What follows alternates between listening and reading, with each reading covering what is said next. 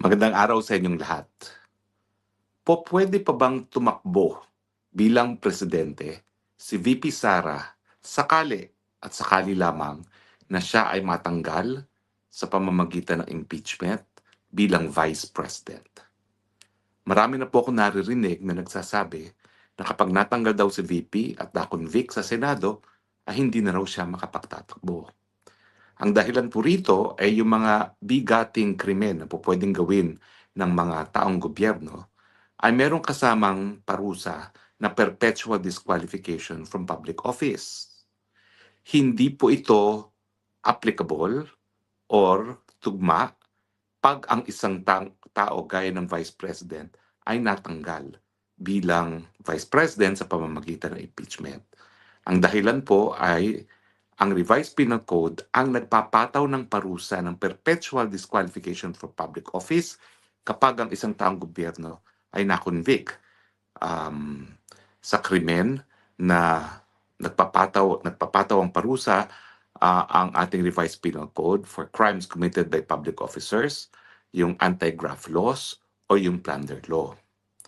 Pero pagdating po sa impeachment, wala pong batas na nagpapataw ng automatic na perpetual disqualification for public office. Ang nakasaad po sa ating saligang batas ay ang parusa ng isang impeachment court ay limitado lamang unang-una sa pagpapatanggal sa opisina, sa public office.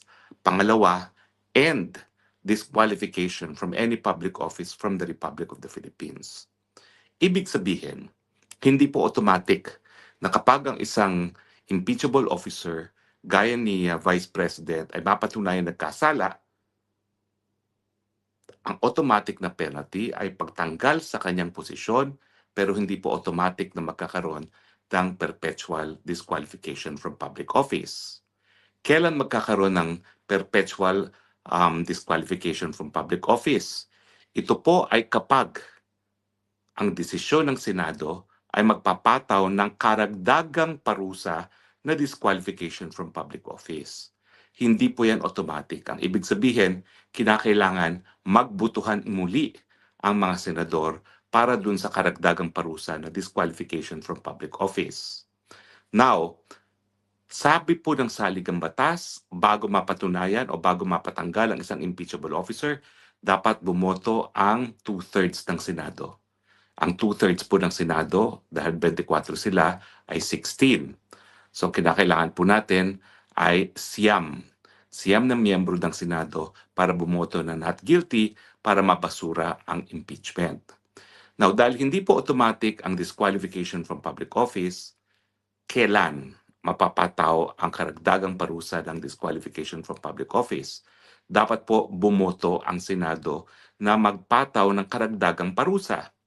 Ang tanong, ilang miyembro ng Senado ang dapat bumoto para magpataw ng karagdagang parusa ng disqualification from public office? Ang sagot, hindi po nakasaad sa saligang batas.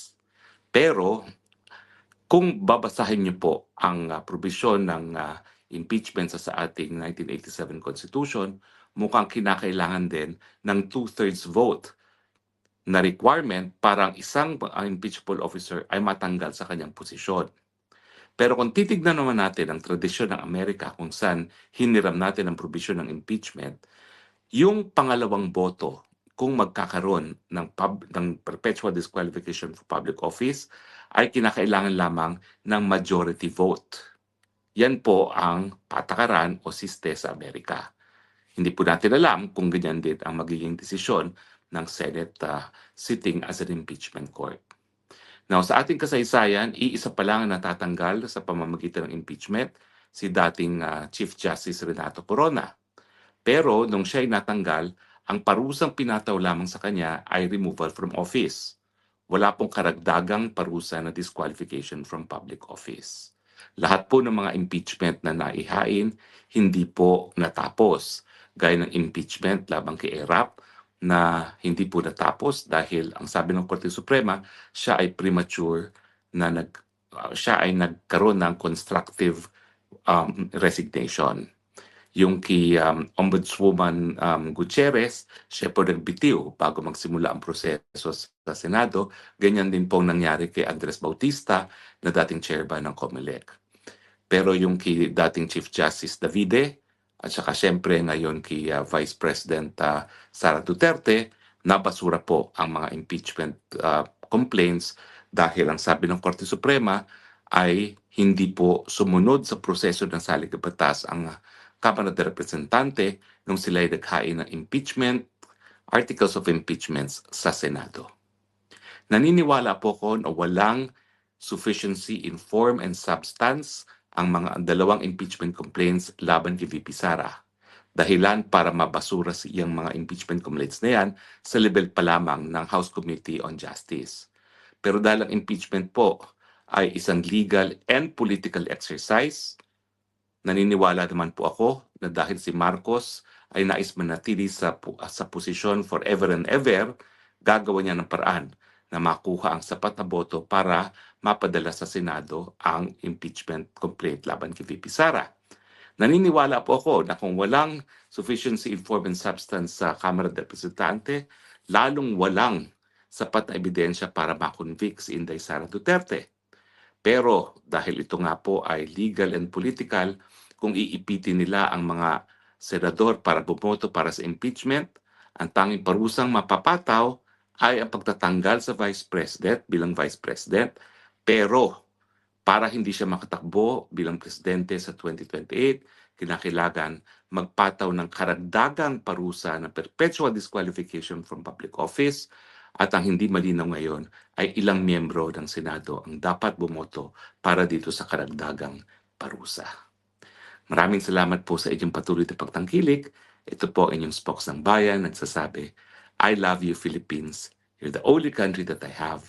You're the only country that I will love. God bless the Philippines.